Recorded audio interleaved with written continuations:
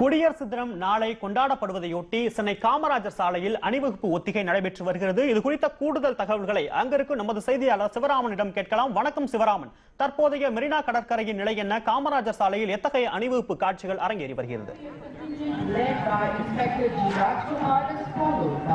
The CRPF Bank contingent led by Head Constable K. Pandian.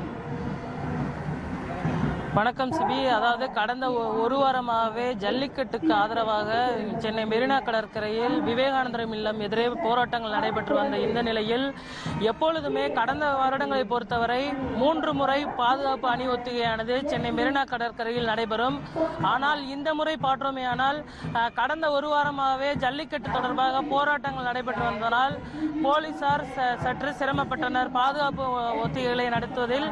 இதனால் சென்னையில் ராணுவ தலைமையகம் அருகே உள்ள மன்றோ சிலை அருகே பாதுகாப்பு ஒத்திகையானது வெளியில் நடத்தப்பட்டது. இந்த முறை அதிகாரப்பூர்வமான பாதுகாப்பு ஒத்திகையானது சென்னை மெரினா கடற்கரையில் அதாவது நேரு காந்தி சிலை அருகே அமைந்துள்ள இந்த இடத்தில் தற்பொழுது முப்படை வீரர்களின் பாதுகாப்பு ஒத்திகை மற்றும் மத்திய தொழில் பாதுகாப்பு படையினர் மற்றும் விமானப்படையினர் மற்றும் போலீசாரின் அணிவகுப்பானது தொடர்ந்து நடைபெற்று வருகிறது. இதில் நாளை முதன்முறையாக தமிழக முதல்வர் ஓ பன்னீர்செல்வம் அவர்கள் தேசிய கொடியினை குடியரசு தினத்தன்று ஏற்ற உள்ள நிலையில் இந்த பாதுகாப்பு ஒத்திகையானது தற்பொழுது காந்தி சிலை அருகில் நடைபெற்று வருகிறது. சிபி சிவராமன், தற்போது அந்த மெரினா காமராஜர் சாலையில் வழக்கமாக ஒவ்வொரு ஆண்டுமே அணிவகுப்பு ஒத்திகைன்றது ஒரு களைகட்டும். எந்தெந்த துறையை சார்ந்தவர்கள் அந்த அணிவகுப்பு ஒத்திகையில் ஈடுபட்டிருக்காங்க? எந்தெந்த வாகனங்கள் மாதிரியான விஷயங்கள், பள்ளி மாணவர்களோட ஆடல் பாடல்கள் காட்சிகள்லாம் அங்க அரங்கேறி இருக்கா சிவராமன்? அவர்களை தொடர்ந்து ஆயுத படைப்பிரிவு கூட்டுக்குழு விவசாய குழுவினரை வழிநடத்தி வருகிறார் உதவி ஆய்வாளர்.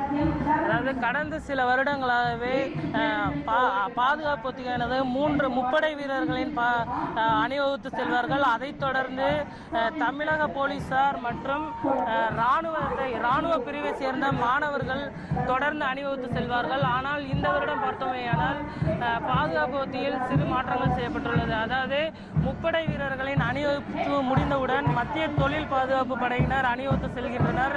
அதைத் தொடர்ந்து தமிழக போலீசார் அந்த பாதுகாப்பு ஒத்திகையில் இடம்பெற்றுள்ளனர். அதைத் தொடர்ந்து பள்ளி மாணவர்கள், அதாவது ராணுவ பிரிவை சேர்ந்த NCC என்று சொல்லக்கூடிய பள்ளி மாணவர்கள் இந்த பாதுகாப்பு ஒத்திகையில் ஈடுபட்டுள்ளனர்.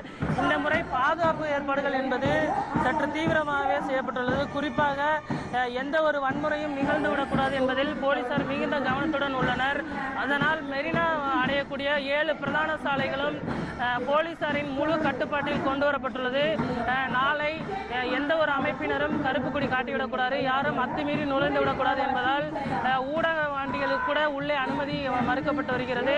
இந்த நிலையில் காந்தி சிலை அருகே நாளை எவ்வாறெல்லாம் குடியரசு தினம் நடைபெறும் என்பதை அச்சு அசலாக செய்து காண்பிக்கும் விதமாக முதலில் தலைமைச் செயலாளர் கிரிஜா வைத்தியநாதன் அவர்கள் தலைமையில் இந்த பாதுகாப்பு ஒத்திகையானது தற்பொழுது நடைபெற்று வருகிறது.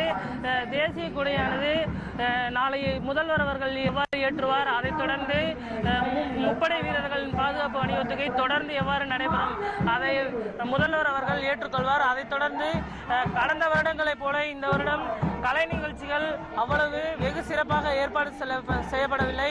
ஒரு சில மாணவர்கள் மட்டுமே இந்த பாதுகாப்பு ஒத்திகையில் கலந்து கொண்டு தங்களுடைய நடனங்களை செய்து காண்பிப்பார் என்று எதிர்பார்க்கப்படுகிறது. சிபி நிச்சயமாக சிவராமன், நாளை குடியரசு தினம் நடைபெற உள்ள நிலையில் மெரினா கடற்கரையில் காமராஜர் சாலையில் முப்படைகளின் அணிவகுப்பு குறித்த செய்தியை விரிவாக கொடுத்தீங்க. உங்களுடைய செய்திக்கு நன்றி சிவராமன்.